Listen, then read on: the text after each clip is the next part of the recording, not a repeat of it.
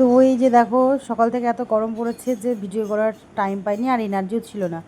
তো শাড়ি টাড়ি পরে ফাইনালি আমি রেডি হয়ে ষষ্ঠীতলা এসেছি। আমার অঞ্জলি দেওয়া হয়ে গেছে আর এখন সবাই মা ষষ্ঠীর ব্রত কথা শুনছে।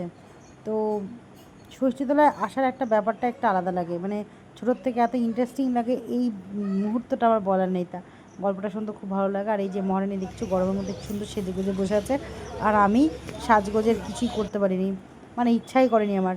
তো ফাইনালি ব্রত কথা শোনা হয়ে গেছে, এখন সবাই যে যার মতো পাঁচ ভাজা আর কি নিয়ে নিচ্ছে আঁচলে করে।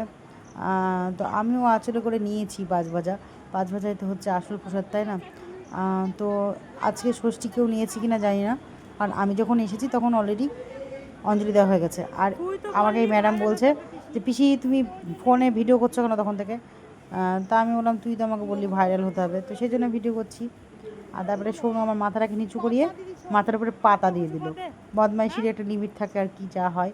তো যাই হোক, এই যে সবাই এবার যে যার মতো বাড়ি যাবে। আমাদের ষষ্ঠী কমপ্লিট। এই যে আমাদের প্রসাদ নিয়ে এলো আমার মামি। তো বাড়িতে চলে এসেছি, বাড়িতে এসে প্রসাদ খেয়ে এখন খাচ্ছি হচ্ছে রুটি। রুটি আর আম, দই মিষ্টি, আর এই যে এটা হচ্ছে শুক্তো। শুক্তোটা অবশ্য মেড বাই মি।